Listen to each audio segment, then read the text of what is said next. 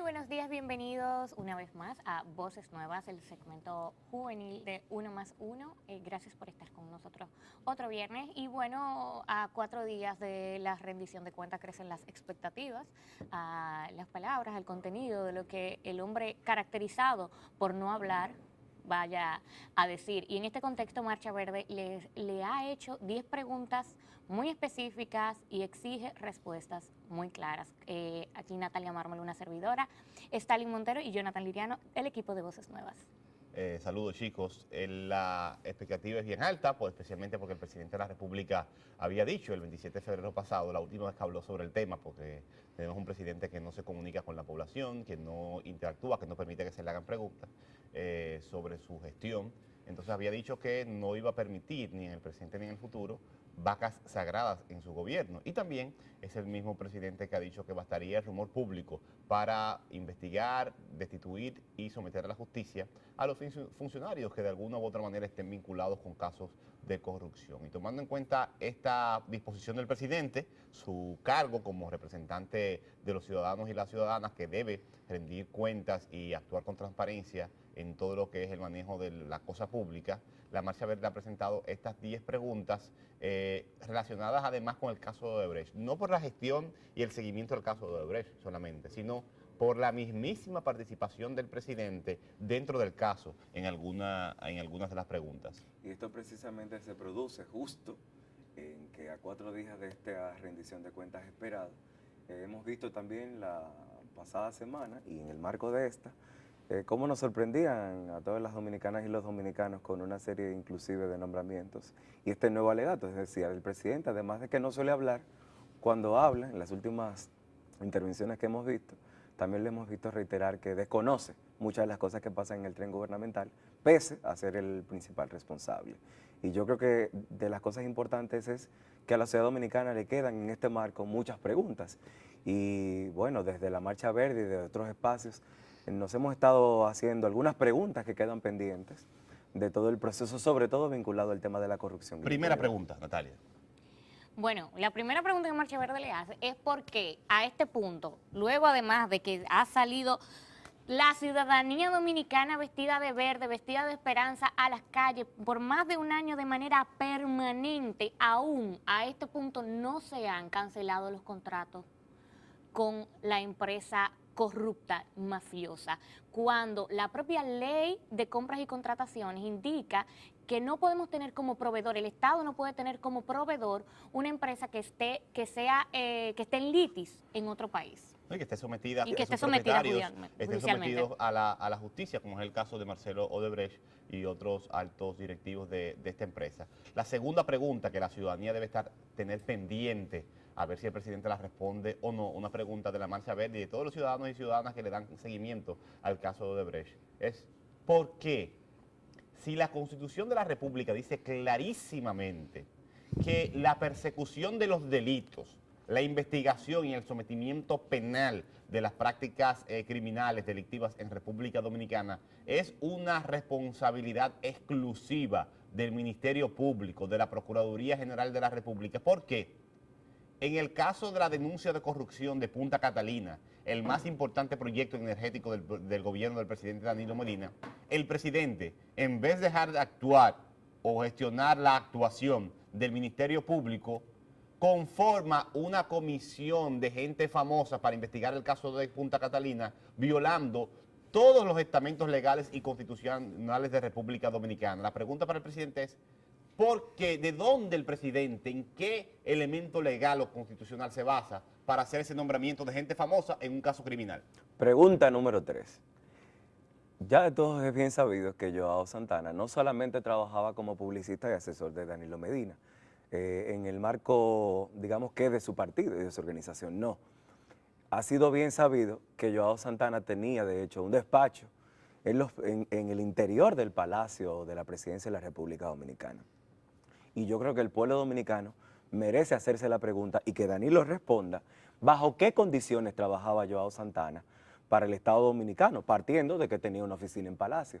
¿Cuáles eran las condiciones y cuáles eran las funciones que tenía realmente dentro como tarea para el Poder Ejecutivo en República Dominicana. Otra cosa que la gente quiere saber, y no es la primera vez que se pregunta, pero tenemos que insistir en eso porque esperamos que finalmente tengamos alguna respuesta, porque es lo menos que el mandatario le debe a la ciudadanía. ¿Quién pagó a Joao Santana? ¿Quién financió el trabajo de ese publicista para la campaña de reelección del presidente Danilo Medina? ¿Dónde están los recibos? ¿Dónde están los recibos de pago? Porque, señores, en otros países se está diciendo que parte del esquema de corrupción que utilizaba la empresa era, además del financiamiento directo a campañas, el pago de los honorarios de Joao para esos presidentes con quien la empresa tenía vínculos. Entonces, ¿quién pagó a Joao aquí, en este país? ¿O él está preso en otro país por eso mismo? Aquí, ¿quién pagó?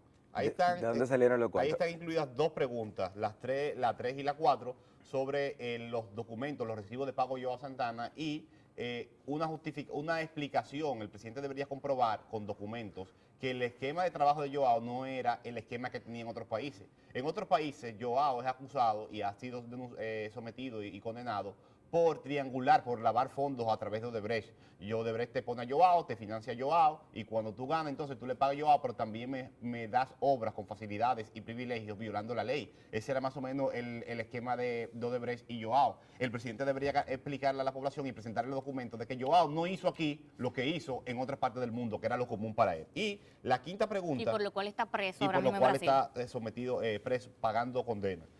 ¿Cuál es la respuesta del presidente a la declaración que su ministro, su exministro y su compañero del comité político del Partido de la Liberación Dominicana hace asegurando, Juan Temístocles Montaz, Temo, esa declaración en la que Temo asegura que él recibió fondos de Odebrecht, fondos ilegales, porque en República Dominicana está prohibido que gobiernos extranjeros y empresas extranjeras financien a partidos y candidatos políticos. Entonces, dice Temo que recibió fondos de Odebrecht para financiar la campaña de Danilo Medina y Leonel Fernández en la región sur. ¿Qué dice el presidente de la República ante esta denuncia de su compañero del comité político del Partido de la Liberación Dominicana? Y una cosa importante también sumada a todo esto, que a mi juicio como ciudadano, y creo que es también el apelativo de toda la ciudadanía, tiene que ver con qué ocurre con que luego de que tantos dominicanos y dominicanas se hayan manifestado durante todo el año 2017, al día de hoy, el presidente de la República no haya sido capaz de responder a ninguno de los cuestionamientos que públicamente la sociedad dominicana ha indilgado. Diferentes sectores de la sociedad se han manifestado y han expresado sus interrogantes. Durante todo el 2017 vimos el curso de que la Marcha Verde y muchas otras organizaciones hicieron preguntas y cuestionamientos a la gestión de Danilo Medina y al contexto de responsabilidades que él como principal del Ejecutivo tiene la responsabilidad de responder. Es su obligación, es parte de sus funciones y de sus atribuciones. Y no ha dicho. Y la pregunta es, ¿qué ocurre que Danilo Medina no ha respondido a esas preguntas?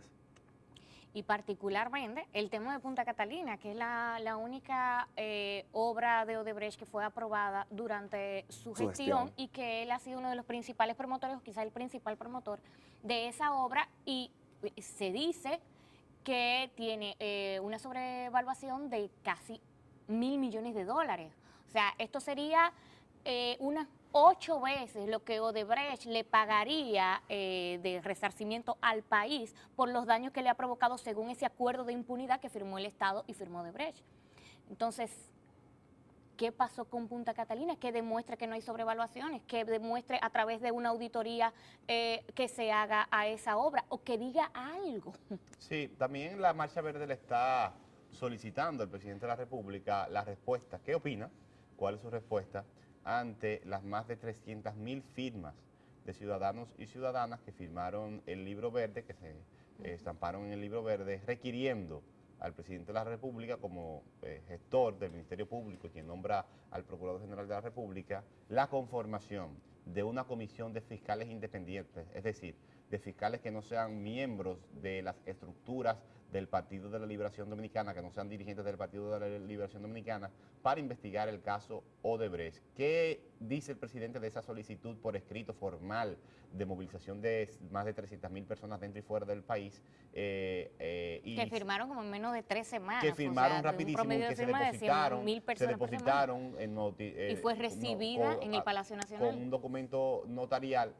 Se notificaron al presidente de la República a través de su consultor jurídico. Entonces, esa ciudadanía está esperando la respuesta del presidente y esperemos que el presidente entonces no sea mudo ante un reclamo tan contundente, claro, y con este nivel de aprobación tan alto. Pero incluso los mudos tienen la posibilidad de responder. Pueden apelar a otro tipo de sentidos y a otro tipo de medios para dar respuesta a las increpaciones que se le hagan. Y en ese mismo orden, yo creo que otra de las preguntas que le hace toda la sociedad y se expresa a través de la Marcha Verde es, ante este discurso y esta narrativa construida desde el oficialismo sobre su persecución y de manera reiterada sobre sus aportes y acciones para la lucha contra la corrupción y la impunidad en República Dominicana, nos gustaría saber, porque quizás no nos hemos enterado, pero nos gustaría saber cuál ha sido la respuesta, cuáles han sido las acciones desarrolladas desde el gobierno dominicano para esta persecución. Ahí está en el caso de los 3 brazos, ahí está el caso de la OISOE. Ok, tres brazos, sin sometimiento. Sin sometimiento. La OISOE. Sin sometimiento. Está los supertucanos. Nada. Y así, de hecho, en la epopeya más reciente, el procurador dice que se ha fortalecido la lucha contra la corrupción, pero los casos concretos puntuales que tuvimos el año pasado, aún todavía no han tenido ninguna acción del Ministerio Público ni de la Justicia. Y abrimos el año... Un barrio con toda la gente adentro, que nada. No, pero no solo eso. Se evitó con los 3 brazos por toda la movilización, y hay que decirlo, por toda la movilización que socialmente se hizo desde los comunitarios, desde la sociedad civil y desde gente que se interesó por el tema y se puso realmente a trabajar para oponerse de manera contundente ante este caso. Pero iniciamos el año nuevamente con una posibilidad, como en los barrios de Jaina, que sigue estando ahí la posibilidad del sometimiento a través de la venta de los terrenos del CEA. Y es decir, y eso pica y se extiende. Recordemos que el CEA, los terrenos del CEA y la venta y esa venta irregular de los terrenos del CEA tienen muertos y tienen nombres y rostros y apellidos. Familias que quedaron sin miembros, vinculados a asesinatos, a actos sicariales inclusive, en algunos de los casos, y eso está ahí. Y nos gustaría saber cuál ha sido la respuesta del Poder Ejecutivo para esto. Y el presidente de la República, este gobierno, desde el principio, ha vendido el discurso de la transparencia, de la participación y la integración de la ciudadanía a través de mecanismos de veeduría social que todos y todas conocemos, que han sido un fracaso en su inmensa mayoría. Y también se ha vendido como un presidente cercano a la gente. ¿Por qué este presidente cercano a la gente, entonces, no se somete al cuestionamiento, a las preguntas, a las inquietudes de la ciudadanía o de los medios de comunicación que no estén controlados por el presupuesto nacional? ¿Cuál es el miedo? ¿Qué es lo que pasa? ¿Por qué tenemos un presidente, un servidor público que no responde a la ciudadanía? Y bueno, yo creo que la última pregunta, y no porque sea la menos importante, es, quizás usted como servidor público, como ciudadano y como ciudadana, que es probablemente de esas personas que se siente enorgullecida probablemente de lo que se produce desde el Poder Ejecutivo.